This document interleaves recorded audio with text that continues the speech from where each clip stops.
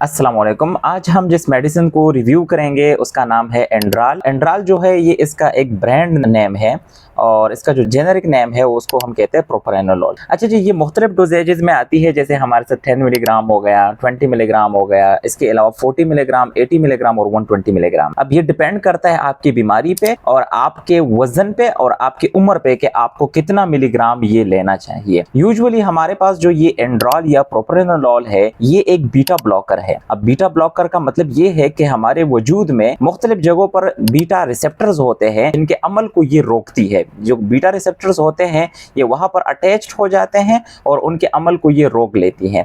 जब उनके अमल को ये रोक लेती है तो उससे हमारे बहुत सारे ऐसे सिम्टम्स होते हैं जो कि हमें फिर महसूस नहीं होते, जैसे दिल का धड़कन का तेज होना, ब्लड प्रेशर का तेज होना, इसके अलावा दिल की धड़कन के मसाइल हो गए या दिल का दौरा हो गया, या हमारे पास जो माइग्रेन के बचाव के लिए भी यूज होता है। इसके अलावा ये हमारे पास इनका जो असल मकसद है वो दिल के लिए, दिल की बीमारियों के लिए है, लेकिन इसके अलावा भी ये एक और मकसद के लिए भी बहुत ज्यादा मार्केट में यूज होती है और वो है बेचैनी या एंग्जाइटी। और ये बहुत ज्यादा ओवर द काउंटर और इसके अलावा डॉक्टर्स भी ये प्रिस्क्राइब करते हैं पेशेंट्स के लिए। जो भी पेशेंट्स हमारे पास एंग्जाइटी या इस किस्म की किसी भी बीमारी से लड़ रहे हो तो उनके लिए ये डॉक्टर्स प्रिस्क्राइब करते हैं और माशाल्लाह से इसके अच्छे खासे असरात होते हैं ऐसे मरीजों पर। इसके अलावा ये हाइपरथायराइडिज्म की जितनी भी अलामात है उसमें भी ये कारामद है। और परफॉर्मेंस एंग्जाइटी जो हमारे पास लाइक स्टेज से डर, डिफेंस के प्रेजेंटेशन से डर, इसके अलावा आप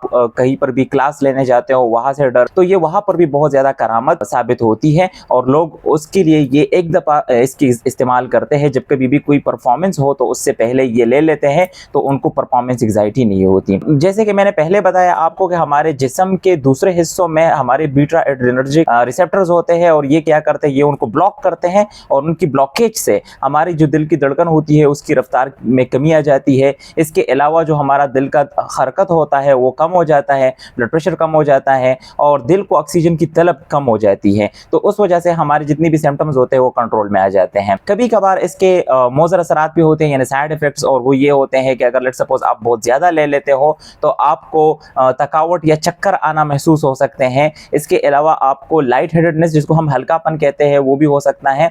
इसके अलावा वोमिटिंग और नाजिया जैसे सिम्टम्स होते हैं यानी दिल का खराब होना या उल्टी कर लेना, ये भी इसके सिम्टम्स होते हैं। इसके अलावा जो मरीज ये दवाइयाँ इस्तेमाल करते हैं तो उनमें ज़्यादातर ये सिम्टम्स पाए गए हैं कि उनके हाथों की उंगलियां और पाँव की उंगलियां बहुत ज़्यादा कोल्ड रहते हैं, बहुत ज़्यादा सर्द रहते हैं और साइनोसिस के सिम्टम्स उनमें दिखाई देते हैं।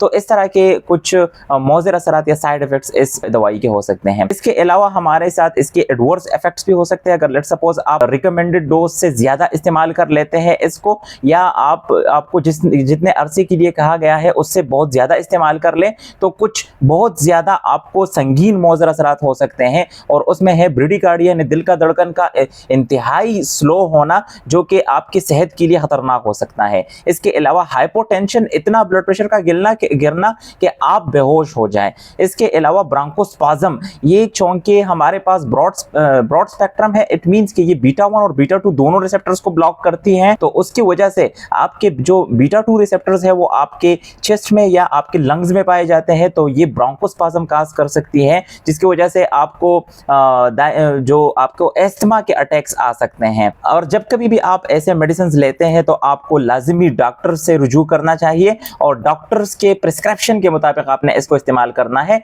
कभी भी आपने खुद से इस मेडिसिन को नहीं लेना है। उम्मीद है कि आप लोगों को बहुत कुछ इस वीडियो से समझ में आ गया होगा। लेट्स सपोज कोई भी क्वेरी है so you can ask in the comment section.